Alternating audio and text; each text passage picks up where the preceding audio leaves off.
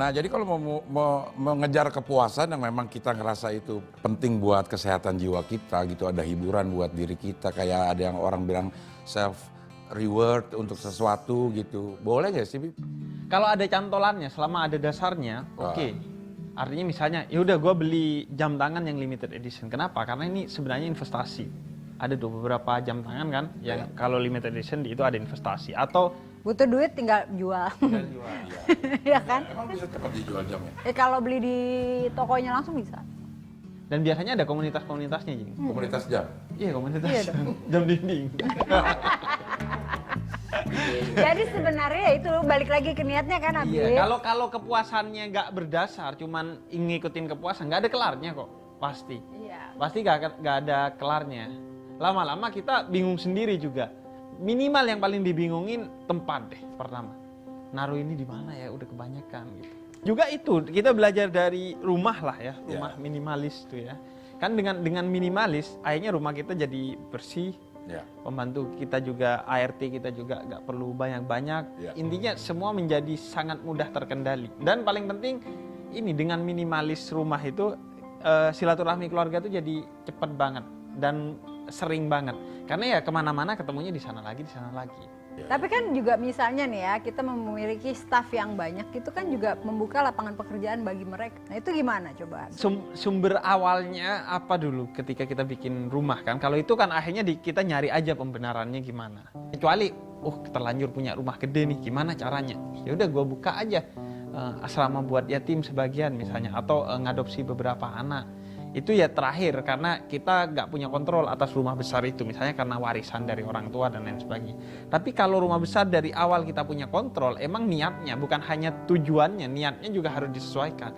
Kenapa gue harus punya rumah besar itu? Karena gini, banyak orang yang berbelanja bikin sesuatu bahkan mengambil sikap itu nggak dipikir dulu sekarang. Atau beli motor deh, secara fungsinya tidak dipikirkan, tapi hanya kepuasan yang nggak jelas, yang bersifat nafsu gitu. Kalau hobi gimana tuh, Bib? Hobi motor. Hobi motor gede gitu, hobi Nah, motor itu gede. pasti kuncinya tidak egois ya. Gimana kita tidak hanya berorientasi untuk memuaskan diri kita sendiri, tapi orang di sekitar kita. Sehingga dari sana sebenarnya kita bisa kok nyari celah. Misalnya hobi punya motor. Ya selebihnya motor itu digunakan untuk apa gitu yang bermanfaat bagi orang lain gitu. Ya atau apapun lah caranya agar manfaatnya tidak stuck di kita doang, nggak berhenti di kita, tapi terus berlanjut kepada orang lain. Jadi kalau kayak gitu yang orang koleksi untuk hobi, nggak usah motor, sepeda, kadang-kadang atau hobi mancing juga perintilannya mahal, Bib. Iya, Hobi sepeda juga mahal. Hobi apa aja gitu. Hobi itu masalah atau tidak? Ya enggak, itu manusiawi, orang punya hobi. Nabi pun punya hobi gitu. Nabi hobi Tapi kalau memanah, mahal, berkuda. hobinya gimana? Kan gue tadi bilang, menjalani hobi gak ada masalah. Tapi ketika motor misalnya, hobi motor ya, tapi motornya banyak, itu udah gak ada kaitannya sebenarnya kan. Ya kalaupun kita pengen motor banyak, ya udah tinggal bagaimana kemudian berpikir sebagai konsekuensi. Karena segala sesuatu kan harus kita pegang juga konsekuensinya.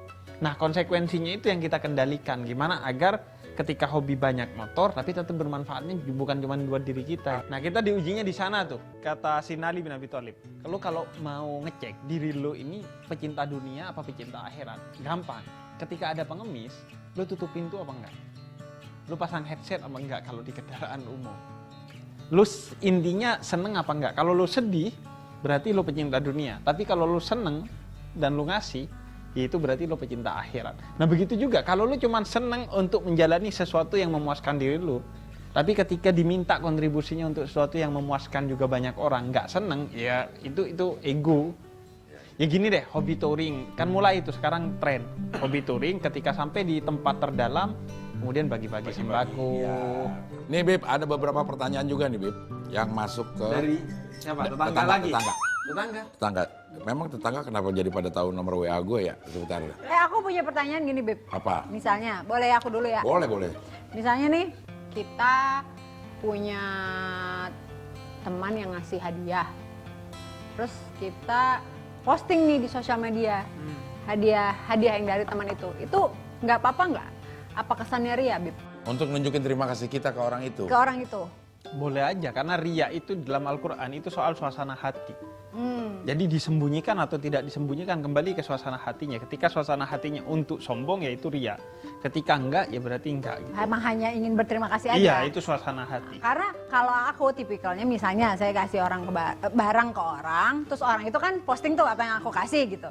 Aku tuh nggak mau repost gitu. Iya. Nah aku bukan tipikal yang mau ngasih tahu, gue habis ngasih ke dia gitu. Nah, saya coba lo kasih gue apa, ntar gue posting.